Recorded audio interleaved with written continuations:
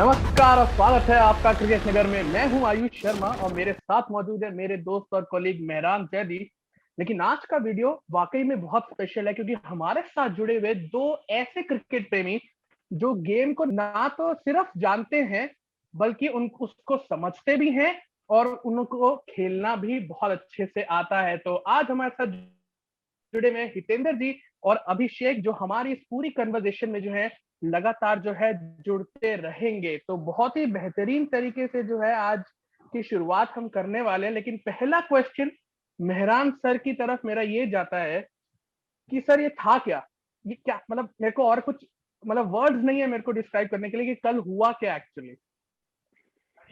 हाँ, बहुत ही मतलब ऐसा तो 2 दिन में तो खत्म हो जाएगा तो नहीं लग रहा था। वो तो ये प्रिडिक्शन था कि शायद 3 दिन 4 दिन शायद होगा, लेकिन 2 दिन में खत्म होने का तो बिल्कुल वो नहीं था। और कल जब मैच स्टार्ट हुआ उसके बाद तो मुझे लगा कि हाँ शायद थर्ड डे तक खत्म हो जाए, लेकिन वो इतनी जल्दी जल्दी विकेट गिरे और इतने जल्दी जल्दी मतलब चीजें डेवलप हुई कि वो तो सेकंड डे भी पूरा कंप्लीट नहीं हुआ। वो तो बिल्कुल आई थिंक जो लास्ट सेशन से कभी हाफ शायद लास्ट सेशन शुरू ही हुआ था तो वो 5-6 ओवर में मैच ही खत्म हो गए। तो हाँ, बहुत सरप्राइजिंग तो था। बिल्कुल बहुत सरप्राइजिंग था। और सबसे अच्छी बात ये मतलब एक तरीके से यूनिक बात ये रही कि पूरे अगर टेस्ट हिस्ट्री में देखें तो 7वां सबसे छोटा मुकाबला हो गया है कि जिसमें कोई रिजल्ट आया। सिर्फ 838 गेंदें डाली गई थी पूरे मैच में। तो मतलब ऐसा भी नहीं है कि बहुत सारे ओवर डाले गए या आपने टाइम भी वेस्ट किया। जी नहीं, वो बिल्कुल कुछ नहीं हुआ।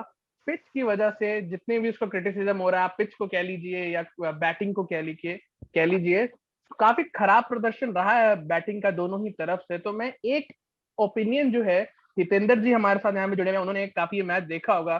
तो सर ये क्या पिच की गलती है या बैट्समैन जो है वो स्पिन को खेलना ही भूल गए हैं आजकल?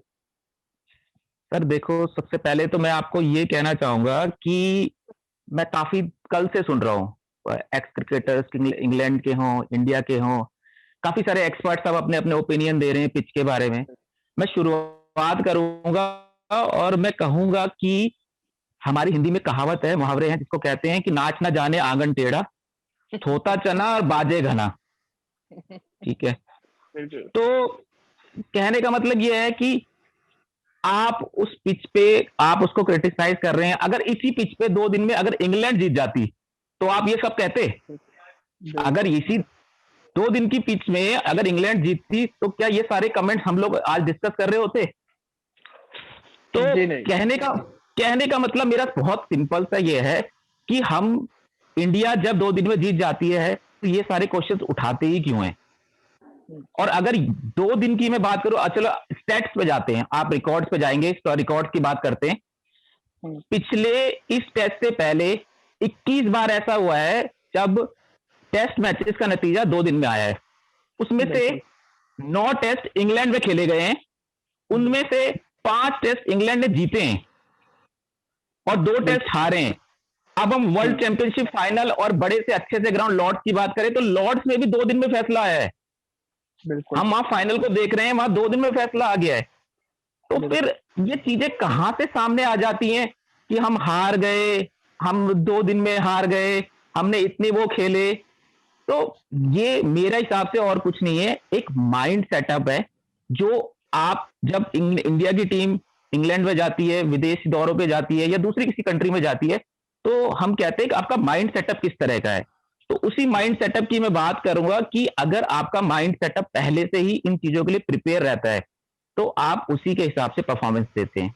लेकिन जब आपका माइंड सेटअप ही इस तरह का हो जाता है कि जी स्पिन फ्रेंडली विकेट होगा, ऐसा होगा, वैसा होगा, ये होगा, तो आप कंसंट्रेट अपनी बैटिंग पे कर ही नहीं पाते हैं।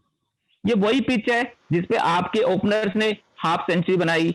इंडिया की तरफ से रोहित शर्मा ने पहली इनिंग में हाफ सेंचुरी बनाई, दूसरी इनिंग में ओपनर्स ने 49 रन बनाए विदाउट स्कोरिंग। तो ऐसा without losing a wicket. But कहने का मतलब ये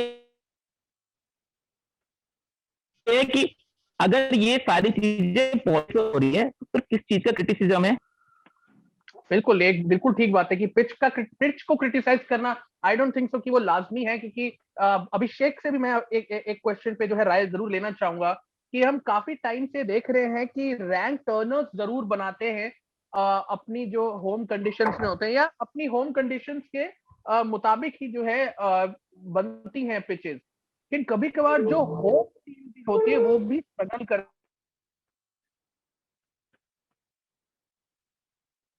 है। और हमने देखा इस टेस्ट में जबरदस्त स्पिन खेलते रहे, तो इंडिया ने भी पहली इनिंग में स्ट्रगल थोड़ा बहुत किया।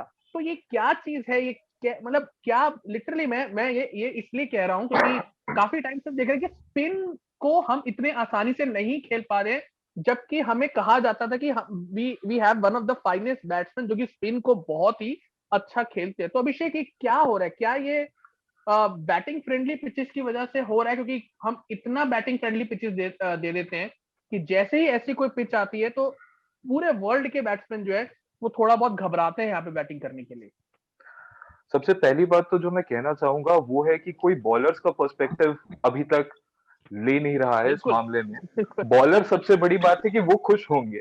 एक टेस्ट मैच जो 5 दिन चलता है, बिल्कुल 450 ओवर होते हैं, और जो बिल्कुल सपाटे जो फ्लैट पिचेस की बात करते हैं कि वो जो स्विंग कंडीशंस फेवर करे, उसमें स्पिनर्स की जो शामत आती है, स्पिनर्स को बिल्कुल। जब 50-50 ओवर एक मैच में एक एक इनिंग्स में डालने पड़ते हैं, तो उस वही, समय तो ये बात कही नहीं उठती कि ये विकेट कुछ कर नहीं रही, बॉलर्स को मदद नहीं कर बिल्कुल रही। पर जैसे ही ऑब्वियसली। थोड़ा सा जो क्रिकेट को जिस तरह से देखा जाने लगा है, ये तो more shifting towards the batsman side. टी20 के रूल्स आप देखो तो वो already very much tilted towards the batsman side. The bowlers are near और स्केपगोट्स। बैट के निकालते जाओ, साइजेस देखिए आप, बैट के एज का बैट के साइज भी साइजेस देखिए तो वो एक एंड पूरा एंड बल्ला ग्राउंड निकल छोटे हो जाए।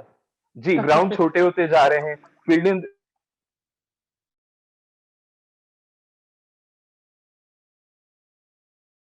रिस्ट्रिक्शंस अलग अलग तरह की आते जाती हैं, जो कि भी शायद इकलौता एक फॉर्मेट है जो बचा हुआ है जिसमें एक अच्छा कॉन्टेस्ट आपको मिल सकता है बिटवीन बिल्कुल द बैट एंड बॉल।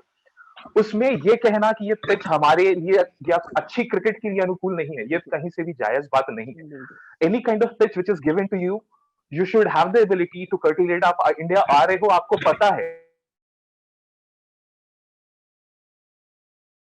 कि आपके जो पिचेस मिलेंगी वो ठीक है, वो डे 4 एंड डे 5 पे वो वहां पर घूमेगी, स्पिनर्स का दबदबा रहेगा। शेन वॉर्न यहाँ पर आए हैं, मुथैया मुरलीधरन इंडिया में खेले हैं in the past also. Whenever the away teams have come, they had quality spinners who were able to dominate India at times also. बिल्कुल ऑस्ट्रेलिया ने भी डोमिनेट किया है बिल्कुल। इंडिया को इंडिया में। अब जब हम जीत रहे हैं तो ये क्रिटिसाइज करना कि अब ये पिच अच्छी नहीं बनी है, मुझे नहीं लगता ये किसी भी तरह से वैलिड है। हाँ, पिच 5 दिन चलनी चाहिए। तो apart from all these facts की 2 दिन में मैच खत्म हो गया। डे नाइट मैचेस हम जहां तक देखते हैं, अभी तक जितने भी हुए हैं डे नाइट टेस्ट मैचेस, उनमें कोई भी मैच, मतलब मेरी मेमोरी में तो ऐसा नहीं है कि मेजोरिटी मैचेस जो है वो 2.5 से 3 दिन में आकर खत्म हो जाते हैं। बिल्कुल ये एक अलग क्वेश्चन है कि वो अडेप्टेबिलिटी जो है बैट्समैन की, वो डे नाइट कंडीशंस में खेलने के लाइट्स का क्या इफेक्ट रहता है, वो एक लॉन्ग टर्म स्टडी की बात है। But as far as the bowler's perspective goes, I guess the pitch was perfect. The batsman who had the ability scored some runs even in the first innings. England were batting the second innings and so on. इनके पास ability थी उनका। अब ये pitch अगर spinners को favour कर रही है, वो वेस्ट का एंगल छोड़ के कि ऑस्ट्रेलिया में जाओ तो आपको बाउंसी पिचेस मिलती हैं, इंग्लैंड में बिल्कुल सीविंग कंडीशंस होते हैं, उसके अलावा इंडिया में अगर हम ऐसी पिचेस बना रहे हैं जो स्पिनर्स को सपोर्ट करें, तो हम कोई दिक्कत नहीं है। हम स्पिनर्स 3 खिला रहे हैं, आप भी खिला सकते हो, you are free to choose, but first grow quality spinners back home. बिल्कुल। दैट्स एक्चुअली अ फैक्ट कि इंग्लैंड के पास ग्रैम स्वॉन के बाद कोई भी क्वालिटी स्पिनर नहीं आया है और वो अभी भी ढूंढ रहे हैं। मेहरान सर, एक स्पिनर जरूर है उनके पास, डॉम बेस्ट, जिन्होंने पहले टेस्ट मैच में अच्छी बॉलिंग करी थी।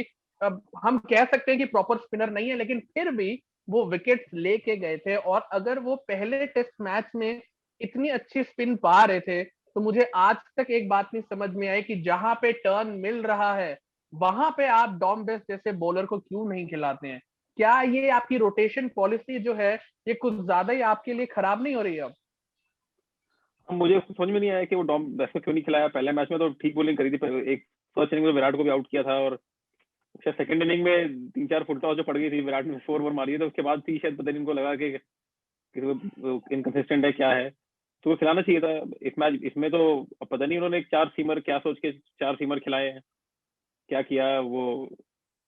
शायद उन्होंने पिंक बॉल को देख के टीम सेलेक्ट करी है, ना कि पिच को देख के टीम सेलेक्ट करी, क्योंकि वो आपके वैसे ही कम ऑप्शन थे। डॉम बेस वो मोइन अली जा चुके थे, चले गए थे वापस, तो बिल्कुल डॉम बेस और जैक लीच आपके 2 ऑप्शन थे। रूट आपको नेचुरली अब तो रूट ने बॉलिंग करी तो 5 विकेट ले लिए, तो अगर 3 लोग अगर बॉलिंग करते हैं तो क्या पता और काफी इफेक्टिव होते। बिल्कुल तो हाँ, ये समझ नहीं आया मुझे इफेक्टिवनेस क्यों जो उन्होंने है वो खिलाया। स्पिनर से आती है, क्योंकि देखिए मोइन अली का भी किस्सा अलग था।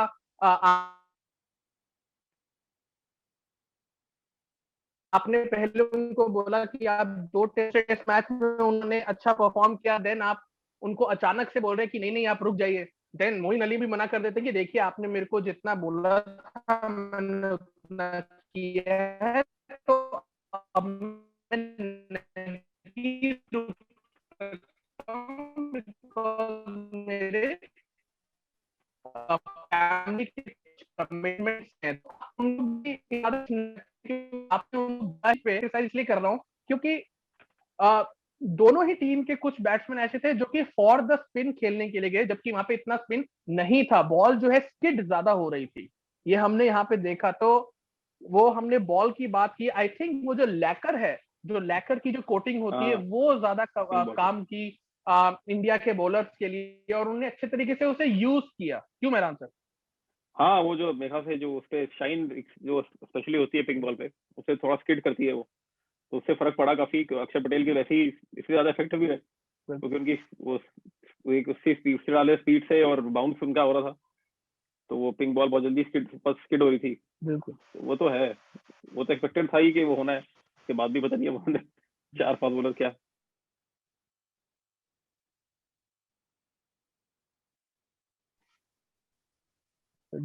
बिल्कुल आई थिंक नहीं, शायद आई थिंक वो 3 जो है पेसर्स को लेके गए। तो एक मैं क्लोजिंग कमेंट सबसे लेना चाहूंगा हितेंद्र सर, हम 2-1 से जो है आगे हो चुके हैं, एक जो है पड़ाव अब दूर है सिर्फ वर्ल्ड टेस्ट चैंपियनशिप के फाइनल के लिए। जो भी अभी तक परफॉर्मेंसेज हुए हैं, हमें यही लग रहा है कि इंडिया जो है मैच बहुत आसानी से जीत जाएगा, नहीं तो ड्रॉ तो करा ही लेगा। इंग्लैंड के लिए अब आप हितेंद्र सर क्या देखते हैं, क्या चेंजेस आप अगर चेंजेस करना चाहेंगे ताकि आप इंडिया को टक्कर दे सके चौथे टेस्ट मैच के लिए? देखिए चेंजेस की आपने बात करी, चेंजेस तो जो अब मैं टेस्ट मैच के लिए इनको एज ए इंग्लैंड टीम के लिए कहना चाहूंगा, वो चेंजेस इनके फर्स्ट टेस्ट में हो जाने चाहिए थे अगर इनको सीरीज में अच्छी परफॉर्मेंस करनी थी। लेकिन अनफॉर्चुनेटली या इंडिया के लिए फॉर्चुनेटली कहें, ठीक है, इन्होंने नहीं करे, इनकी रोटेशन पॉलिसी का गेम प्लान है जो उन्होंने अपने गेम प्लान के अकॉर्डिंग। लेकिन सबसे पहले मैं आपके उस चीज का मैं आप लोगों के चैट सुन रहा था, मैं आप कह रहे थे कि यहाँ पे रन क्यों नहीं बन रहे हैं, क्या बैट्समैन पहले जितने उतने अच्छे नहीं रहे, स्पिन खेलने नहीं आए। मैं एक चीज कहूंगा, यहाँ पे बहुत ज्यादा असर पड़ा है इस चीजों में T20 क्रिकेट का। बिल्कुल आप बैट्समैन की खेलने की शैली जब देखते हैं, अब के जो बैट्समैन है वो ऑन द राइज, इंग्लिश में टर्म है on the rise in the bat the pad, ठीक है। तो उस ऑन द राइज के चक्कर में हमेशा आजकल के या मॉडर्न टाइम के बैट्समैन जो हैं वो रन की तरफ भागते हैं रादर देन डिफेंस की तरफ। और इसीलिए आपने देखा होगा जॉनी बेस्टो थे या कोई भी दूसरे प्लेयर्स थे, उनके बैट और पैड के बीच में इतना गैप था कि ये गाड़ी निकल जाए आराम से वहां से। बिल्कुल तो मैं ये चीजें इसलिए कह रहा हूँ कि क्योंकि क्रिटिसिज्म कर रहे हैं हम लोग क्या, जो बाकी लोग भी क्रिटिसिज्म कर रहे हैं पिच को लेके या बैट्समैन को लेके, तो ये चीजें जो हैं ये इन चीजों के बारे में गौर करने की जरूरत है। जहां तक बात है टीम के सिलेक्शन की, टीम क्या होनी चाहिए, मेरा फर्स्ट ऐसे मानना है, जब भी आप इंडिया में खेलने आते हो, आप 3 स्पिनर्स नहीं तो एटलीस्ट 2 स्पिनर्स के साथ तो मैदान में उतरना ही चाहिए। और आपने फर्स्ट टेस्ट में वो करके भी दिखाया है, आपके पास अच्छे स्पिनर्स हैं, डॉम बेस्ट से लीच आपके कंटिन्यू खेल ही रहे हैं और अच्छा परफॉर्म भी कर रहे हैं, आप देख रहे हो। कोई चेंजेस वो इसमें कुछ भी करने की जरूरत नहीं है कि आपके पास जेम्स एंडरसन या स्टूट ब्रॉड या ये अच्छे फास्ट बॉलर है, नो डाउट, लेकिन आपको परिस्थितियों को तो समझना पड़ेगा ना। आप जब ऐसे बॉलर्स का आपका क्या फायदा, जो आपने सेकंड इनिंग में उनसे एक ओवर तक नहीं करवाया, आपने क्या करना है उनका? जब जो रूट को खुद बॉलिंग करने आना था, तो फिर एंडरसन को और बाकी लोगों को खिलाने का फायदा क्या है? तो इसलिए सिंपल सा फंडा है, आपको पता है स्पिनिंग ट्रैक होने वाले हैं, आप डॉम बेस्ट को खिलाइए, आप लीच को खिलाइए, ठीक है। इसके लिए आप आर्चर को बाहर बैठाइए, ब्रॉड को बाहर बैठाइए, एंडरसन को बाहर बैठाइए, कोई फर्क नहीं पड़ने वाला है, ठीक है। आप किसी को भी एक को बाहर बैठा सकते हैं। और दूसरी चीज मैं कहना चाहूंगा कि मैक्सिमम चीज आपको जो है वो बनानी फर्स्ट इनिंग में, आपको इस बात पे ध्यान रखना है कि फर्स्ट इनिंग में आप जितना स्कोर बनाएंगे वही आपकी जीत हार का फर्क पड़ेगा। जहां तक आपने बोला इंडिया को ड्रॉ कराने, मुझे नहीं लगता है टेस्ट मैच किसी भी एंगल से कहीं पे ड्रॉ की ओर जाने वाला है, अंटिल अनलेस 5 दिन लगातार बारिश आ जाए।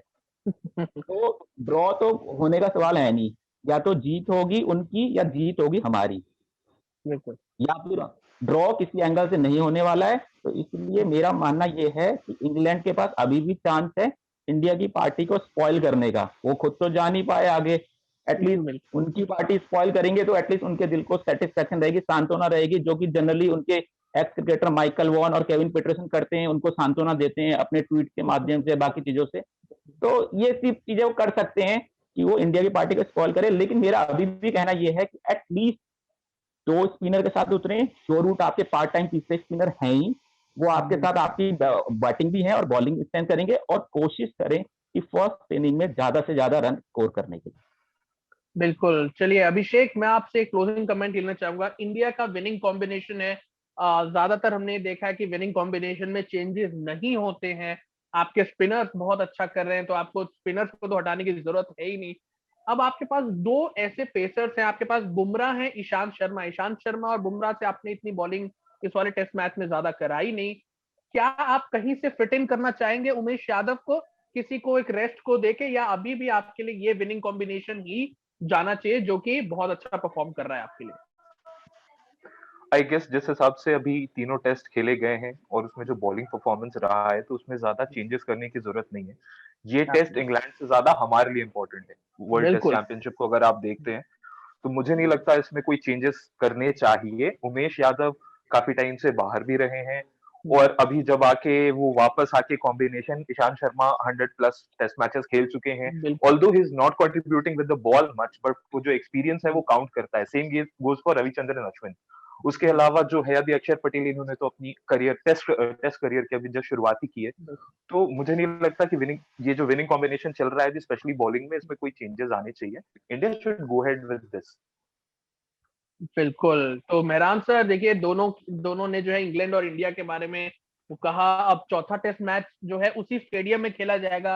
आई डोंट नो कौन सी पिच पे खेलेंगे, वही पिच, अब 7 तो पिचेस है वहां पे, तो देखना पड़ेगा कि कहाँ से वो जो है कौन सी पिच पे खेलेंगे, क्या वही पिच रहेगी। और अगर वही पिच रही तो इंग्लैंड जो है जरूर यहाँ पे 2 स्पिनर के साथ जाएगी।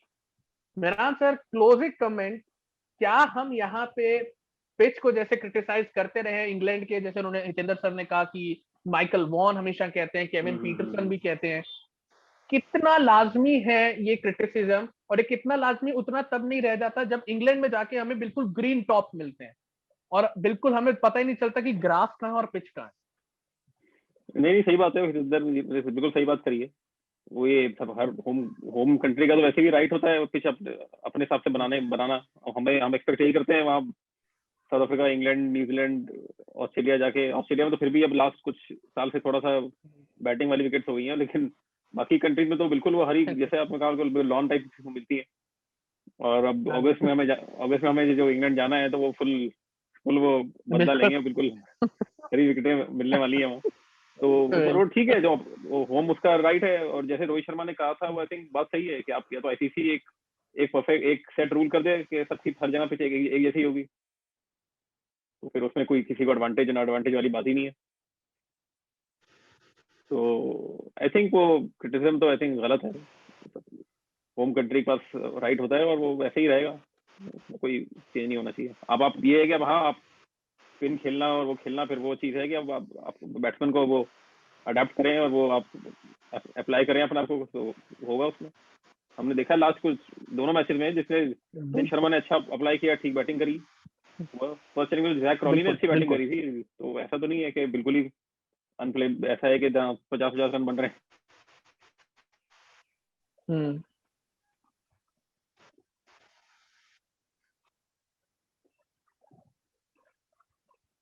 तो आई थिंक यहाँ पे जो है अब ये टेस्ट मैच जो है कंप्लीट हो चुका है और हम जो है 2-1 से जरूर हमने बढ़त ले लिया। चौथा टेस्ट मैच जो है वो इसी मैदान में खेला जाएगा और हम ये होप कर रहे हैं कि 3-1 से जो है